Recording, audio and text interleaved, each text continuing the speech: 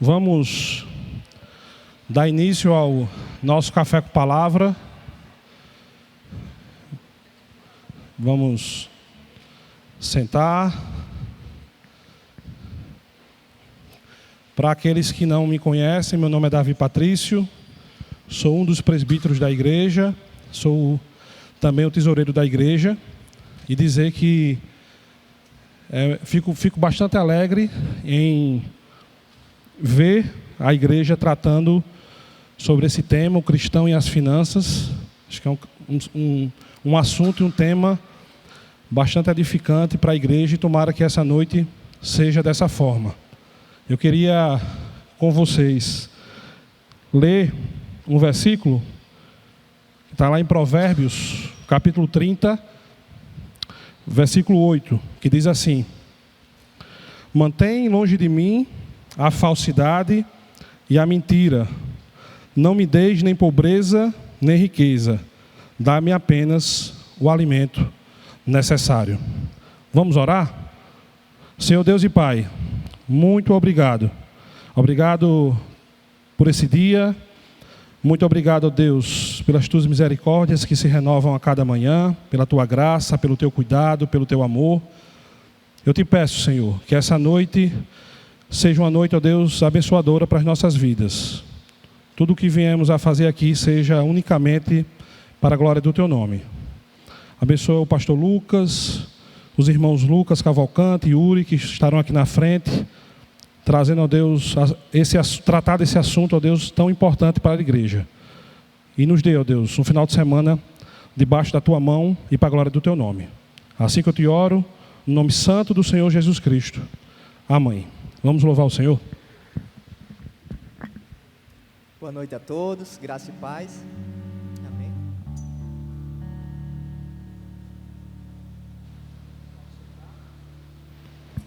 Oi.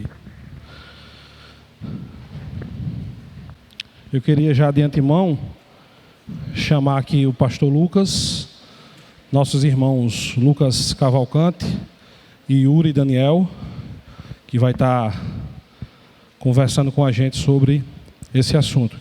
Mas como eu disse no início, esse Café com Palavra é uma parceria da nossa comissão financeira com a rede. E para quem não conhece ou não sabe, a igreja tem uma comissão financeira onde o objetivo dessa comissão é unicamente verificar os relatórios da igreja, emitir os relatórios para o conselho da igreja assim aprovar, e de 2 meses nós colocamos os relatórios ali no mural para que a igreja fique sabendo como está a situação financeira da igreja, certo?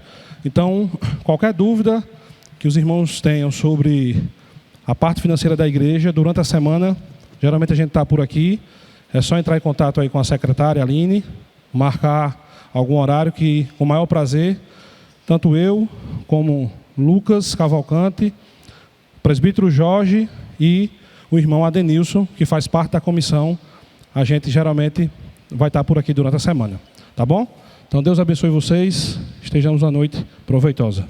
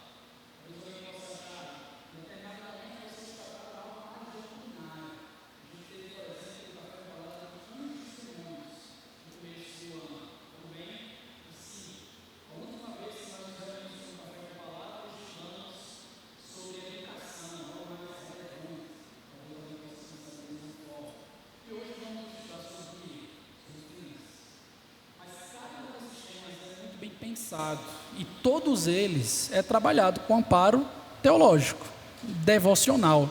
e relevante com aplicações para os nossos dias. Então a gente não pode perder nenhum desses aspectos naquilo que nós estamos realizando aqui hoje, e se Deus permitir, assim nós haveremos de fazer, tá bom? Estaremos colocando em breve também, meus irmãos, o meu número aqui na disposição da projeção. Os irmãos podem fazer perguntas pelo WhatsApp. Nós vamos ter 2 blocos no nosso encontro aqui. O primeiro, tratando de maneira mais geral, o que é dinheiro, como é que funciona esse negócio na Bíblia, quais são as questões pertinentes de forma introdutória que precisamos aprender ou relembrar. Depois teremos uma pausa para o ofertório, um descanso. E, enfim, encerraremos com um segundo bloco dedicado exclusivamente a responder as perguntas dos irmãos. Então, você que veio aí já preparado, com aquela pergunta difícil, pode já ir escrevendo, preparando aí o material, que se Deus permitir a gente vai responder tudo tranquilamente, tá bom? Hoje estamos aqui com Yuri e com Lucas, 2 irmãos queridos da nossa igreja. Yuri, ele trabalha como procurador da Fazenda Nacional, um irmão que tem habilitação nessa área pública e certamente irá contribuir bastante, não só a respeito desse aspecto, mas de toda forma doutrinária, relevante e devocional. Bem como nosso irmão Lucas trabalha numa instituição financeira, âmbito privado, é membro da comissão financeira da nossa igreja, então certamente há propriedade de ambos para tratar do assunto com aquilo que a gente espera. Tá bom, meus irmãos? Então fiquem à vontade. Estejamos todos juntos agora com atenção, para que o Senhor seja glorificado também no nosso processo de aprendizado, tá bom? Yuri, meu irmão, seja bem-vindo, é uma alegria ter você aqui com a gente. Eu queria começar também a partir de uma pergunta, tanto para você quanto para Lucas, de maneira bem rápida, introdutória. O que é que os irmãos entendem por dinheiro? Como é que a gente poderia ter um aspecto definidor nesse sentido e técnico, Lucas? E como também a gente poderia aí trabalhar a teologia? O que é que a Bíblia fala sobre isso? O que é que Deus tem a dizer sobre dinheiro, sobre posse, sobre finanças, essas questões gerais? Por favor, meu irmão. Mas respondendo à pergunta, né? Dinheiro, ele é o ativo mais, assim, tecnicamente, é o ativo mais líquido da economia.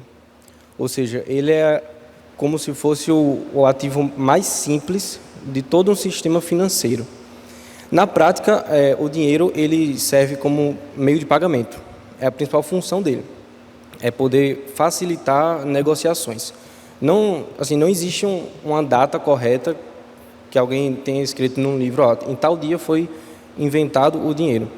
Mas o que os historiadores contam é que o dinheiro ele surgiu como um substituto para aquele modelo de escambo que a gente tinha lá na pré-história, onde você tinha, por exemplo, uma vaca que dava leite, e mais na frente ia dar carne também, e você tinha galinhas que davam ovos, e mais na frente também ia dar umas coxinhas e umas asinhas de galinha para você comer.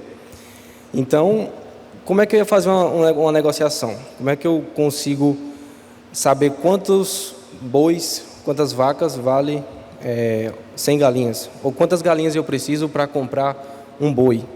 Não é fácil fazer essa conta, porque vai ter uma pessoa que vai falar assim, de um lado, não, você precisa pagar muitas galinhas para uma vaca, porque a vaca dá leite, você precisa muito de leite para você sobreviver. E do outro lado, o cara que é o dono da vaca, aliás, o da galinha, ele vai dizer, não, mas a galinha é muito especial porque você precisa da proteína do ovo. Então, a negociação ela fica difícil, sem um ativo que consiga corresponder a esse valor. Foi nesse meio termo que surgiu o dinheiro. Então, a principal função do dinheiro é ser um meio de pagamento. E o que ele representa na economia é poder econômico, poder aquisitivo. Quem tem dinheiro tem poder aquisitivo, ou seja, ele tem poder de adquirir bens e serviços.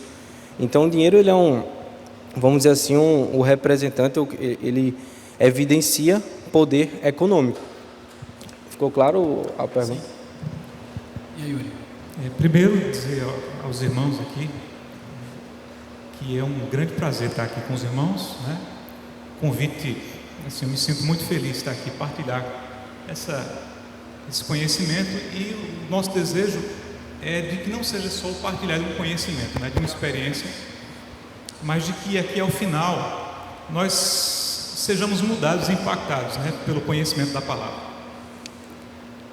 Em Atos, uma das características da igreja, né? A gente vai falar um pouco sobre Atos 2, como a igreja tratava ali a questão, por exemplo, do dinheiro, né, daquele fundo comum econômico que eles criaram. Mas uma das características da igreja em Atos 2 é a de perseverar na doutrina, né? E às vezes a gente tem a ideia de que perseverar na doutrina é só resiliência, é só resistência. Mas perseverar na doutrina, como diz Justo Gonzalez, né, representava o constante aprendizado da igreja.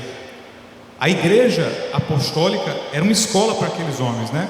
Então é uma grande alegria estar aqui com os irmãos partilhando desse tema tão relevante e que há de trazer certamente, porque trouxe para o meu coração, né?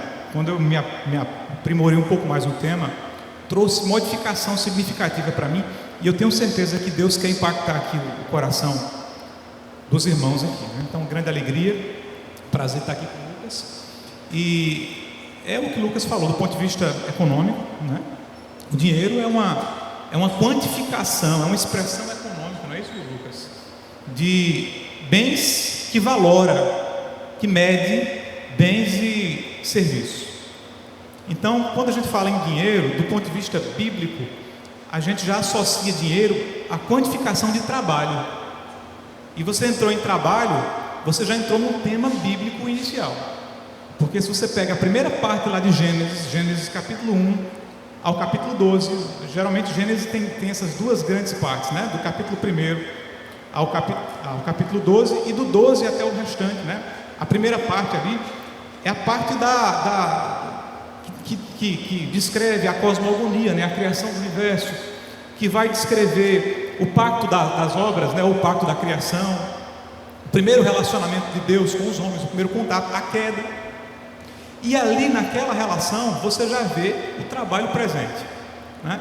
Então a economia, embora a economia não seja o tema central da Bíblia, a Bíblia não é um livro sobre economia nem sobre ciência, mas ela fala sobre economia, e a economia está presente no começo, porque antes mesmo da queda havia ali na aliança da criação uma ordem relacionada a lavrar e guardar o jardim, né? Nós cantamos aqui um louvor que fala sobre o jardim. Então havia ali um mandamento relacionado a trabalho, né? Havia um mandamento relacionado a casamento, né? A questão do relacionamento com Eva, e havia também um mandamento relacionado a descanso. E o descanso também tem tudo a ver com a questão do dinheiro, da produtividade e do trabalho. Então já no começo da Bíblia você enxerga claramente Deus ali regulando o trabalho.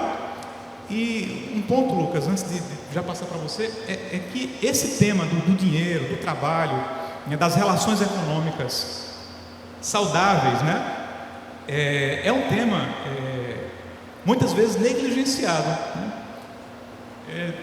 No seguinte sentido: alguém chega para mim ou para você e diz assim: como é que eu faço para glorificar a Deus? E às vezes a primeira resposta que nos vem à mente diante dessa situação é dizer assim: olha, o que você pode fazer é entrar num seminário teológico, começar a ajudar na igreja, no trabalho da igreja, começar a tocar instrumentos na igreja, alguma coisa relacionada à liturgia, não é? É o que nos vem à cabeça quando a gente pensa em glorificar a Deus. Mas às vezes a gente não pensa que a resposta pode ser entrando para o comércio, entrando para o mundo dos negócios, dando o meu melhor para Deus, produzindo riqueza, produzindo trabalho e glorificando o nome do Senhor com o meu empreendedorismo. Às vezes se lançar ao risco, né, e produzir riqueza e gerar emprego é uma forma de glorificar a Deus, gloriosa e que o exalta. Nós fomos criados também para o trabalho. Então é um tema que às vezes a gente não entende, acha que não tem nada a ver com a Bíblia, mas é um tema totalmente bíblico e é uma forma de glorificar a Deus. Perfeito. Eu acho que é importante observar também uma pergunta que muitas pessoas fazem, né? O dinheiro, ele é bom ou ele é mau? Ou seja, o dinheiro, ele essencialmente é maligno. A gente pode dizer que o dinheiro tem pecado no dinheiro em específico. E se você olhar para dinheiro interpretando como uma expressão de riqueza, uma expressão de posses, e você olhar para a Bíblia logo no primeiro e segundo capítulo, onde Adão foi criado, e Adão ele tinha todas as posses do mundo, eu chego à conclusão que Adão por aquele breve corte de tempo, foi o homem mais rico do mundo. E Deus olhou para tudo aquilo e viu que era bom. Ou seja, o dinheiro ele não é essencialmente ruim. Como também o trabalho, como o Yuri pontuou, também não foi uma consequência do pecado. Tem muita gente que pensa que vai chegar no céu, tipo assim, ótimo, não vou mais ter que trabalhar. O trabalho ficou para trás porque era pecado, toda a natureza de pecado foi desfeita. Errado. O trabalho ele já surgiu antes da queda. O homem era agricultor, Adão era agricultor e veterinário, cuidava de um bocado de animal. Ele tinha trabalho. E na consumação, a gente também vê trabalho, porque a história da humanidade ela começa num jardim e termina numa grande cidade. Então existe uma progressão, existe trabalho, existe riqueza do começo ao fim. Então, respondendo uma pergunta que é assim bem clássica, o dinheiro ele é mau? Ele não é mau. Você vê na história da igreja inteira e na história da Bíblia diversos homens que foram muito ricos e que em nenhum momento foram homens que receberam acusações de Deus. Alguns exemplos. Noé, em algum momento, depois que ele desceu da arca, a família dele era a família mais rica do mundo. E era uma família temente a Deus. Jó, o texto bíblico fala que Jó era o homem mais temente a Deus que se tinha conhecimento naquela região. E ele era um homem extremamente rico. Ou seja, ao longo da história, Deus usou muitos homens ricos, usou pessoas que tinham poder aquisitivo, que tinham dinheiro, para servir a igreja, para servir os propósitos de Deus. Então, o dinheiro, ele não é mau, não foi criado mal, e ele se torna mal a partir do episódio que a gente vê de Gênesis 3 em diante, com a queda, mas não necessariamente por causa do dinheiro. Não é o dinheiro que está no seu bolso que é mau, não é ele que Deus vai mandar para o inferno. Quem vai para o inferno é você, se não se arrepender dos seus pecados. Então, o pecado está no homem, não está no dinheiro. Muito bom, muito bom. O dinheiro nem é neutro, não é? Ele não é moralmente neutro. Ele é algo amorfo, que nem é bom nem é ruim, não, ele é bom, né? Porque ele quantifica trabalho. Então, quando Deus cria as coisas, você vai observar na cosmogonia, na criação, em cada bloco da criação, o Senhor selava com a expressão, viu Deus que era bom. E ele usa essa expressão 7 vezes, porque era bom. Então o trabalho é bom. O trabalho não é consequência da queda, como falou Lucas aqui. O trabalho não existia pré-queda, na aliança das obras ou da criação. Então o trabalho não é neutro, o trabalho não é mau, o dinheiro não é neutro, o dinheiro não é mau, o dinheiro é bom. Isso é muito interessante porque a Bíblia é contracultural. Hoje, né, estamos aqui diante de um público preponderantemente jovem e assim, falar em dinheiro nessa perspectiva que nós estamos trazendo bíblica é totalmente contracultural, porque a sociedade nossa é a sociedade do dinheiro, né? Em que as pessoas não se importam com o ser, mas se importam com o ter. Então, uma vez eu estava passeando com a minha esposa, aí eu vi uma pessoa vendendo algo e disse assim: o sonho da minha vida é ganhar dinheiro e comprar aquele carro lá. Então, muitas vezes, o sonho da vida das pessoas é o ter. Nós estamos numa era consumista. As pessoas querem consumir. As pessoas querem prazer. O dinheiro, nessa era, e sempre foi assim, sempre esteve ligado a prazer, né? A egoísmo, a hedonismo. Então, nós vivemos nessa sociedade, na era do consumo. As pessoas são felizes quando consomem. Eu compro, você vai para o shopping, tem gente que compra para ficar feliz, né? Ou compra quando está triste. Então, as pessoas estão muito ligadas a isso, a sociedade de consumo. E quando nós vemos o que a Bíblia fala sobre o dinheiro, nós entendemos que não é isso, né? Que o dinheiro não nos traz felicidade. Isso é uma verdade, né, que você pode extrair a partir da Bíblia como um todo.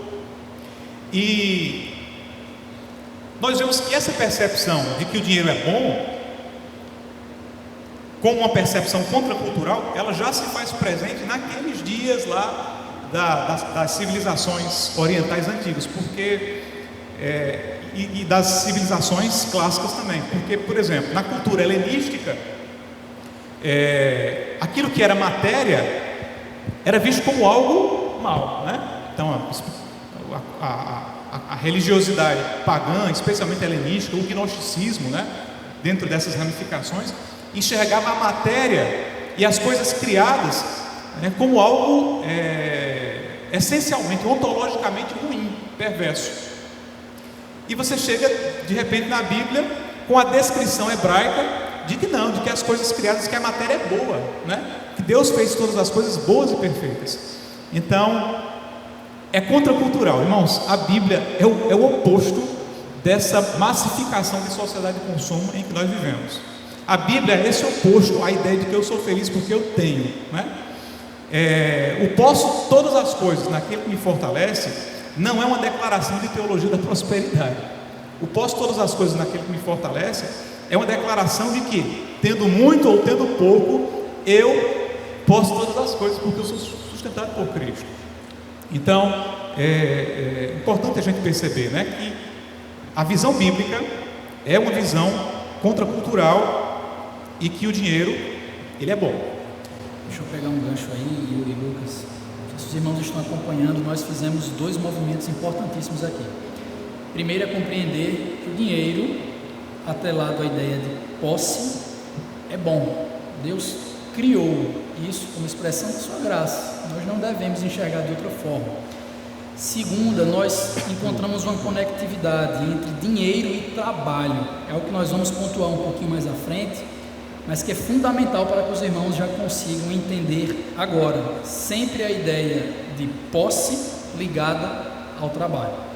Agora, se a gente olha para Gênesis 1 e 2, de fato, ficamos encantados com tudo que Deus cria, tudo maravilhoso, a harmonia no cosmos. Mas vem Gênesis 3. A gente observa que veio a queda, inclusive uma das maldições por causa da queda é justamente em relação ao trabalho e à posse. O meio de produtividade do homem seria afetado, ele teria dificuldades em relação a como conseguir o seu sustento. E a partir de então, logicamente, a partir de uma disposição pecaminosa do homem, o dinheiro, como qualquer outra área da vida, passa a ser enxergado com outros olhos, gerando idolatria, gerando apreço, desprezo e por aí vai. E eu queria entrar nesse ensejo aqui agora. Como é que a queda trouxe essa influência para como nós enxergamos o dinheiro? Como é que a gente saiu tão drasticamente de uma concepção de é bom para supostamente é ruim, está atrapalhando? Tá, vamos lá. A queda foi um movimento que, assim, alterou toda a relação do homem com Deus e, em paralelo, com toda a criação e com toda a ordem criada. Quando eu digo criação, aqui eu me refiro a todas as coisas criadas. Então, Deus, ele não é mais aquele Deus que passeava com Adão, que tinha uma comunhão plena,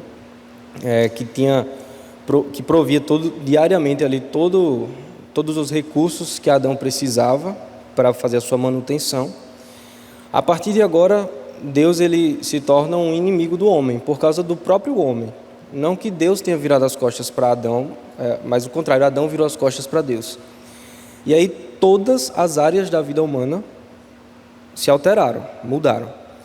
Quando a gente vai olhar para dinheiro, a gente não tem como falar de dinheiro sem falar de 2 pecados cruciais que afetam cada um de nós aqui, eu principalmente, vocês com certeza. Idolatria e incredulidade. Esses são os 2 pecados principais que, quando a gente está falando de dinheiro, é impossível a gente não pecar. Quando a gente está tratando desse assunto, é impossível não pecar com isso. Por quê? Em um primeiro aspecto, o dinheiro, ele passa agora a ser um objeto de desejo do homem, de Adão, do Adão, eu digo aqui, da natureza adâmica de todos nós, porque ele significa posses. E essa posse, ela significa poder. E o homem precisa disso para se sentir realizado.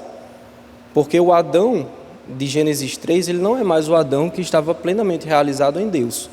Deus realizava completamente Adão e a Adão não lhe faltava nada. Mas agora, em Gênesis 3 em diante, cada um de nós precisamos nos encher de algumas coisas na vida para nos sentirmos realizados. Isso é muito do hedonismo que o irmão Yuri falou. Então você começa a olhar para o dinheiro não como uma nota que está na sua carteira ou um número que está na sua conta bancária, mas como um meio de alcançar realizações. Eu não conheço uma pessoa, honestamente, que trabalhe porque... E olha que eu trabalho com dinheiro, eu tenho na empresa que eu trabalho, mais de 2.000 clientes, mas eu não conheço um que goste de dinheiro só por causa do número crescendo na tela. Sempre é atrelado a alguma coisa. Ou é a comprar carro, ou é a viajar o mundo inteiro, ou é a se aposentar e não depender de INSS. Sempre é algum objetivo por trás do dinheiro. Então, o dinheiro agora ele se tornou um novo Deus para o homem.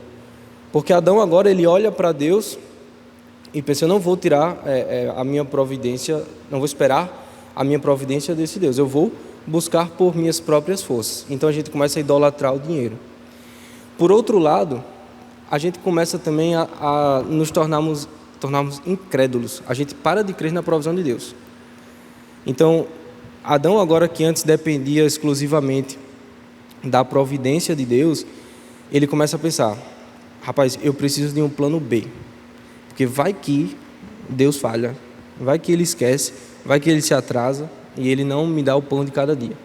Então eu preciso de uma alternativa, eu preciso fazer o meu pé de meia, né, o meu meio de campo, para não depender de Deus.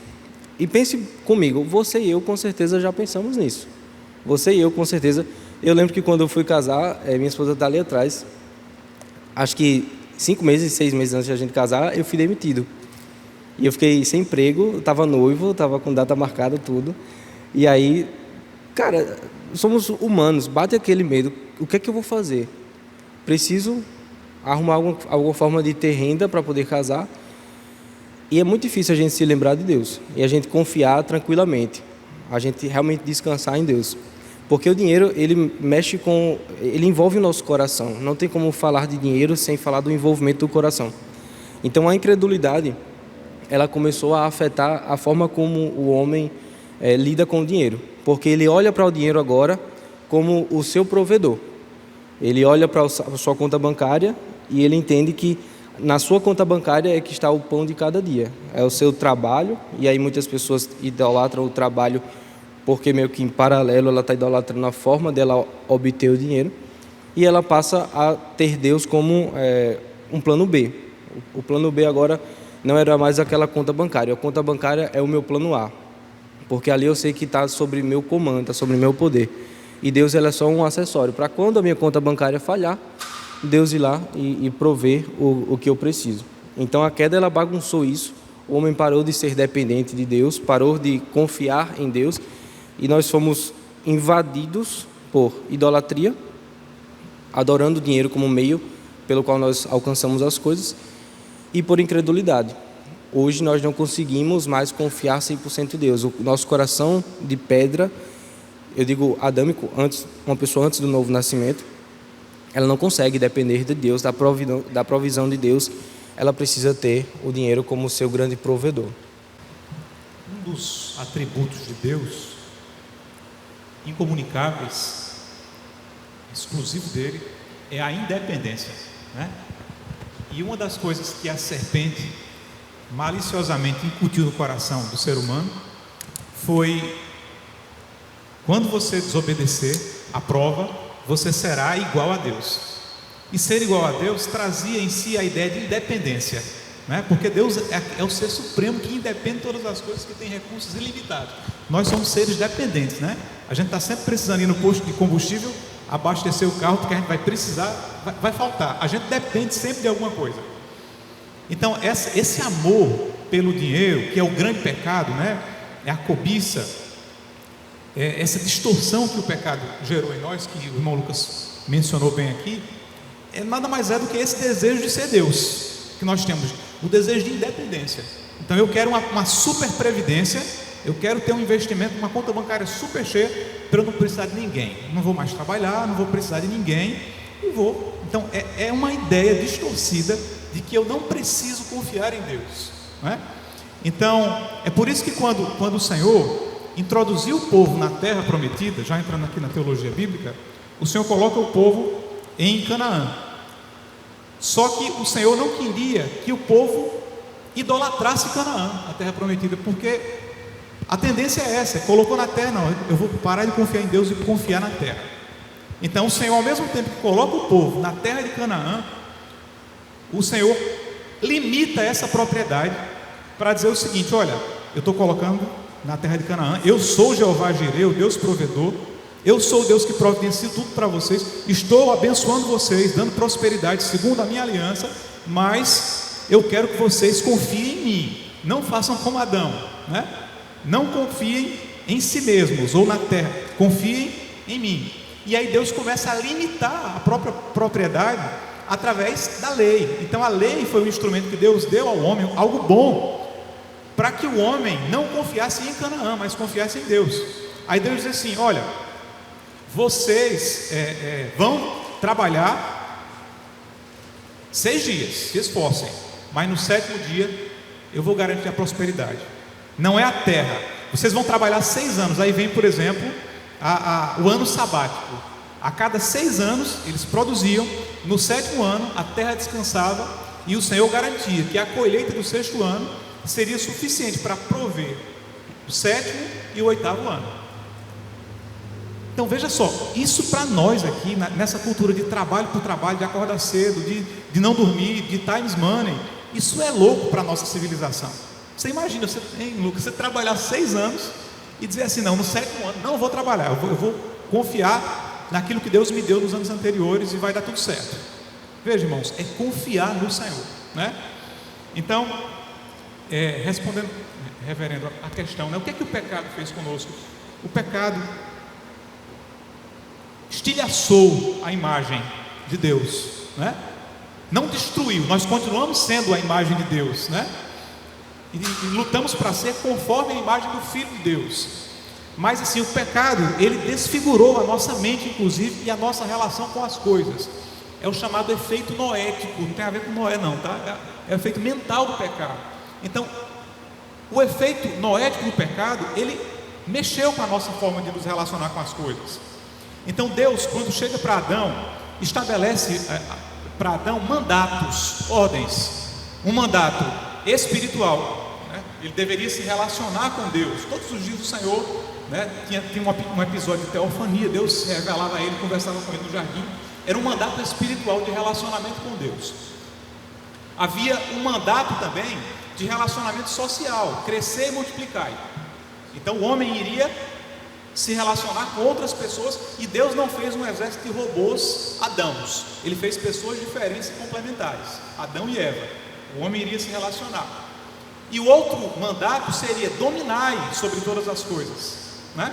E esse terceiro mandato, ele nos interessa muito aqui, porque a nossa relação com a coisa seria de domínio. Nós dominaríamos as coisas, mas isso não significa que nós pisaríamos nas coisas.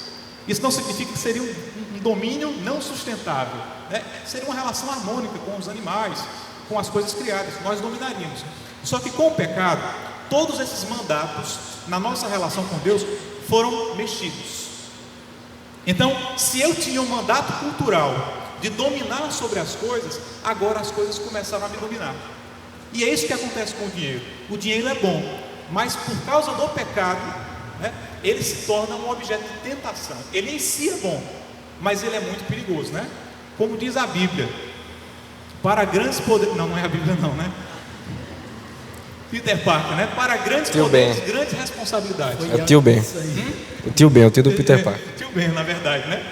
Então, para grandes poderes, grandes responsabilidades. Então, assim, o dinheiro é bom, mas ele traz tentações, porque a nossa relação com as coisas, ela foi modificada. Então, a coisa é boa. Eu vou dar um exemplo aqui, já passando para você, Lucas. Mas você vê, por exemplo, o ouro é bom. O Senhor tocou no coração dos egípcios para que eles ofertassem dinheiro aos judeus, aos hebreus, no êxodo, na saída, não é? Então eles saíram abarrotados de ouro. Para quê? Para que eles usassem esse ouro para a glória de Deus na construção do tabernáculo. Não foi isso? Mas o mesmo ouro que eles usaram, o ouro é bom, ele é para a glória de Deus. Deus generosamente nos dá. Agora, o mesmo ouro que foi usado para o tabernáculo foi usado para fazer o bezerro. Então veja, o problema não é o ouro, o problema é o telos, é a finalidade, é a forma como eu me relaciono com o ouro, não é? O problema não é ter acesso a dinheiro. Ter acesso a dinheiro é bom, o que entra é bom. O problema não é ter acesso a poder, poder é bom. O problema não é ter acesso a sexo. É bom, dentro dos parâmetros bíblicos.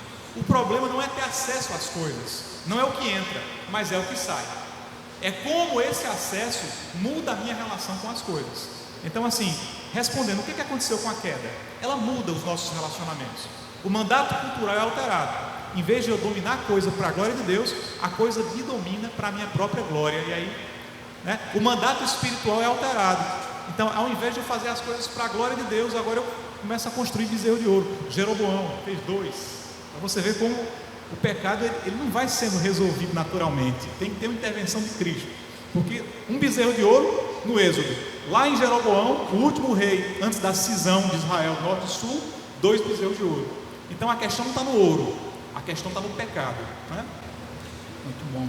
E exemplos bíblicos negativos nesse ínterim não faltam, né? Você olha para o Antigo Testamento, vê no livro de Josué Acã ficando com despojos de guerra quando não devia, cobiçando em seu coração, o texto fala disso. Você vai para o Novo Testamento, encontra lá em Atos Ananias e Safira, aquele procedimento que acabou com a própria morte deles. Você vê os coríntios também bastante gananciosos, apesar de sua grande riqueza, não contribuíam com os crentes que estavam sofrendo lá na Judéia, em Jerusalém. Mas também existem exemplos positivos, irmãos. Existem elementos aí, digamos, de redenção nas Escrituras quanto à temática. E aí que eu queria entrar agora para com vocês. Como é que a Bíblia fala que nós devemos lidar de uma forma a reenxergar o dinheiro como ele é e considerar aquilo que Cristo fez por nós como definitivo, na forma como eu o enxergo? Certo. O movimento da redenção, ele é um movimento de retorno ao movimento criacional. Então, é como se fosse, imagina uma esteira de produção, a gente tinha lá a criação, de repente a queda. Aquela esteira foi interrompida. A redenção, ela meio que funciona como um movimento onde você vai ligar a esteira de novo, consertar a esteira e progredir com todo o trabalho criacional de Deus, que foi, vamos dizer assim, delegado ao homem. Então, nós somos criatura, mas temos um mandato criacional, que foi Deus quem nos deu, de multiplicar, de crescer. Então, eu gosto de falar sobre redenção desse tema dinheiro, tentando lembrar um pouco da Reforma Protestante. A Reforma Protestante foi um movimento inicialmente ali eclesiástico, porque a gente tinha uma igreja que era estatal, dominadora da linguagem das Escrituras e dona da salvação. Antes do século XVI, não sei se vocês sabem, mas as pessoas pagavam indulgências, que era como se fosse um dinheiro que eles compravam, um papelzinho que garantia o perdão dos pecados. E aí a gente teve toda aquela história que vocês já sabem, né? Surgiu Martinho Lutero, começou a entender que não era assim, que um pecador era salvo. Ele entendeu que era pela fé, e a fé é quem perdoava os pecados do homem, e o homem conseguia se religar com Deus. E o movimento ali na Alemanha ele foi muito forte por algumas décadas, mas ele foi perdendo força ao longo do caminho, até surgiu uma figura chamada João Calvino, que é o principal teólogo da Reforma Protestante, principal teólogo do presbiterianismo também, tanto que nós usamos bastante as institutas de João Calvino e os comentários dele. E João Calvino ele começou a fazer críticas ao modelo como a igreja ela controlava não só as questões concernentes à salvação, mas também questões concernentes à cultura, música, artes, política, economia. Ou seja, antes da Reforma Protestante, você tinha aquela ideia como é aquela palavra quando dois lados? Dicotômica? Como? Dicotômica. Você tinha aquela sensação de que ou você estava fazendo alguma coisa dentro da igreja e aquilo era santo e bom, ou você estaria fazendo alguma coisa no mundo e o mundo é um lugar de trevas, de pecado, e você não pode fazer nada ali porque você vai se contaminar. Então, se você queria fazer artes para a glória de Deus, você tinha que esculpir a imagem de um santo. Aquela arte estaria glorificando a Deus. Se você queria usar música para glorificar a Deus, você deveria compor uma canção para ser tocada na igreja. Se você queria utilizar os seus recursos para glorificar a Deus, você deveria investir na igreja. Deveria dar ofertas, deveria comprar indulgência, deveria utilizar de qualquer maneira tudo que você tivesse dentro da igreja. Por quê? Porque o mundo era mau. Quando João Calvino ele começa a aplicar sua teologia em Genebra, ele teve uma passagem pela França, mas a maior parte do seu ministério foi mesmo em Genebra. Ele começa a mostrar que o mundo ele não é um lugar de trevas que nós não podemos ir. Ele é sim um lugar de trevas, mas ao mesmo tempo o mundo é o teatro da glória de Deus. Ou seja, o mundo é um lugar para que a igreja vá até ele, transite livremente. Ou seja, você tem que saber estar no momento de culto, aqui, 4 paredes, com um monte de gente que é crente e que é bem confortável, mas você também precisa saber estar lá do lado de fora. Você precisa saber estar no seu trabalho, na sua repartição pública, na sua empresa, na sua universidade e glorificar a Deus ali também. Então, o movimento da Reforma Protestante ele foi interessante porque ele, vamos dizer assim, libertou a igreja para glorificar a Deus no mundo. E isso envolve dinheiro. E onde brotou um calvinista, brotou também uma sociedade muito produtiva. Porque os calvinistas, eles, principalmente o livro de Provérbios, que é um livro que fala exaustivamente sobre trabalho, esforço, dedicação, poupança, no sentido de guardar dinheiro, não gastar tudo que você tem, de economizar. João Calvino, ele aplicou muito esses textos na prática. E aí você viu cidades inteiras que foram transformadas, tiveram sua economia transformada por causa de calvinistas. E não só cidades, países inteiros. Se você for para a Suíça hoje é o berço de tudo que há que sobrou de bom na sociedade. Tudo que é de organização que faz bem para a sociedade, tipo a ONU, tipo o Unicef, grandes órgãos do sistema financeiro mundial, estão sediados em Genebra, um lugar que foi criado por calvinistas. A ponto de você ter um sociólogo curioso chamado Max Weber, eu acho que alguns de vocês já devem ter lido nas disciplinas aí de sociologia, quem pagou na universidade. Eu estudei na Universidade Federal com Érica, a gente deu uma lida em alguns textos desse cidadão. E aquele livro é curioso, porque o livro do Max Weber, A Ética Protestante e o Espírito do Capitalismo, porque ele mostra que onde tinha um calvinista, tinha muita prosperidade. Onde tinha uma sociedade calvinista, ali existia uma sociedade muito próspera. Só que o Max Weber, ele não era uma pessoa iluminada pelo Espírito Santo a ponto de entender as Escrituras como a gente entende. É tanto que ele relacionava, ele dizia que na pregação de João Calvino relacionava a bênção espiritual com a bênção material. No sentido de que, se você é rico, é porque você está sendo abençoado por Deus. E se você não é rico, se você é uma pessoa normal, está na média ali, ou se você é uma pessoa que está vivendo com uma situação de menor poder aquisitivo, você está sendo castigado por Deus de alguma forma. Então, Max Weber ele teve essa impressão dos calvinistas e da pregação de João Calvino, quando, na verdade, o que ele não entendeu é que o que João Calvino fazia era, assim, quase que empurrar a goela abaixo a questão do trabalho e da dedicação, como uma forma de obediência a Deus. Então, a questão é de causa e consequência, é invertido. A riqueza, e entenda a riqueza aqui como fruto do trabalho de pessoas que se esforçam, que crescem, que querem alguma coisa na vida, que não querem viver mamando nas tetas do Estado.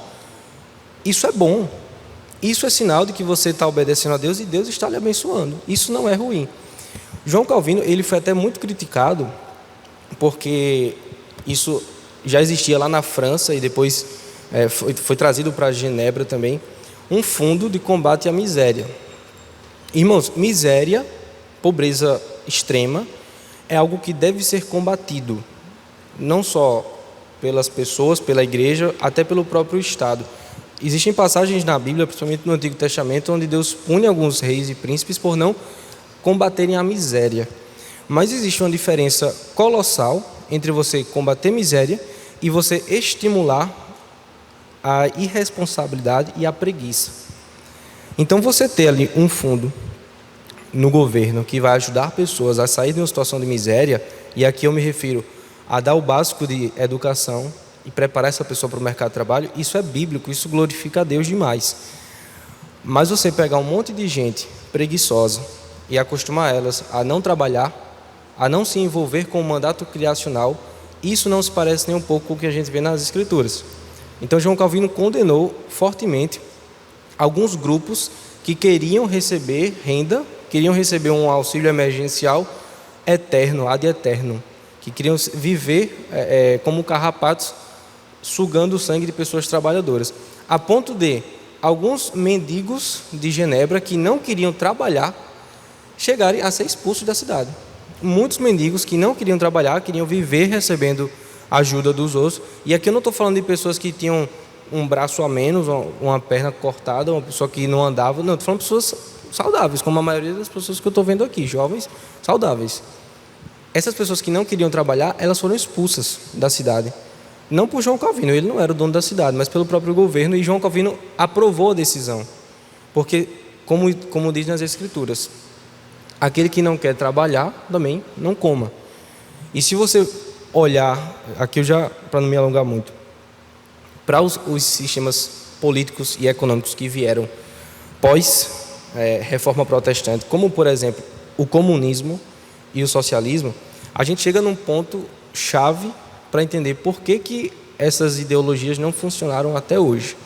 Eu não sei se você conhece. Se você conhece, meus parabéns. Você é o primeiro da humanidade a conhecer um país socialista que funcionou, que gerou riqueza. Ele não funciona porque o princípio básico dele é a caridade. Só que nós vivemos em um mundo de pecadores. Nós vivemos num mundo de pessoas egoístas.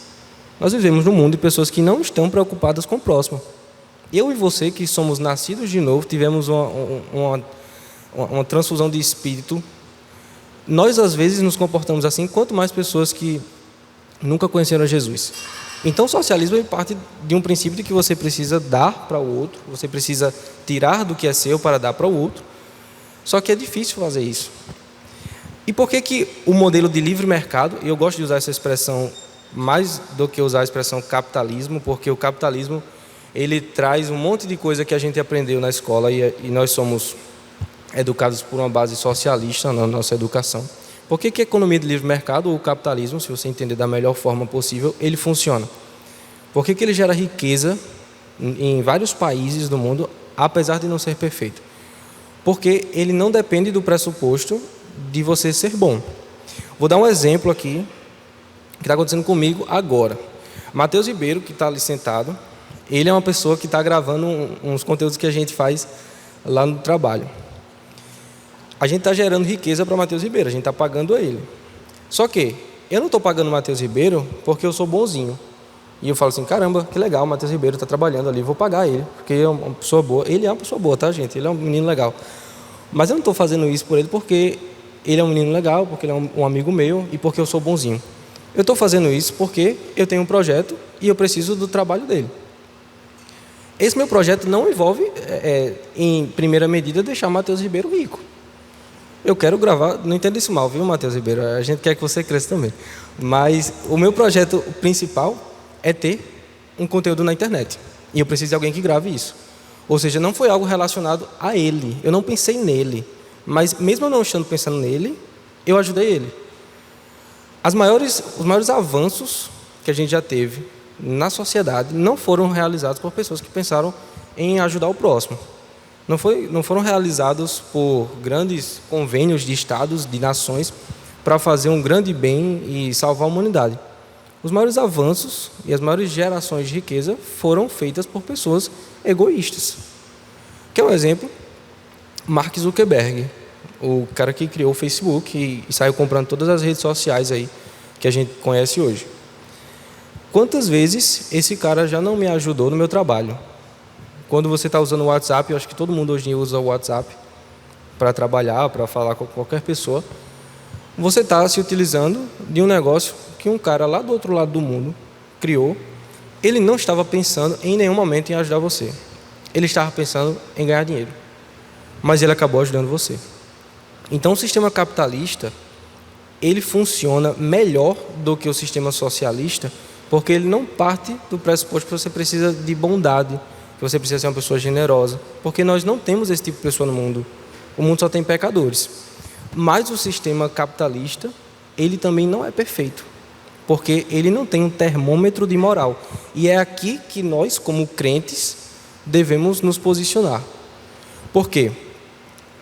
Porque a Bíblia, ela existe muito antes do capitalismo, muito antes do socialismo, muito antes do mercantilismo, do feudalismo. Ela perpassa todas essas eras econômicas que a gente viveu. Então, a Bíblia, ela não é capitalista, me entenda isso, da melhor forma possível. A Bíblia não é capitalista, a Bíblia não é socialista. A Bíblia é um livro que fala sobre Deus e sobre o homem. Ela tem princípios, e são desses princípios que a gente extrai aplicações para os nossos regimes políticos, econômicos, para como a gente lida com finanças. Agora, um ponto importante. Apesar de o capitalismo, e aí entenda, o sistema de livre mercado que João Calvino tanto defendeu lá em Genebra, que foi aplicado assim de forma majoritária no Ocidente e que funcionou, ele tem problemas, porque ele não tem aquele termômetro do que é bom. Por exemplo, existe uma indústria que ela é financiada hoje através do mercado financeiro, que é a indústria que a gente chama o evil market. O evil market é como se fossem indústrias de aborto, indústrias de drogas, e não entenda a droga como uso medicinal, eu digo uso recreativo mesmo. Existem indústrias que financiam pornografia, existem indústrias que movimentam bilhões de reais com tráfico de crianças e adolescentes para fins de uso sexual. Essas pessoas estão negociando livremente, seguindo os princípios de livre mercado, mas elas estão pecando.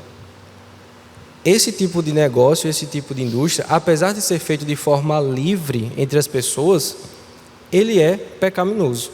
E é aí onde a gente precisa saber botar uma pausa, pisar no freio nessa defesa exacerbada do modelo capitalista como perfeito e entender que, na verdade, não é o capitalismo que vai resolver o problema da humanidade com relação à pobreza, por exemplo.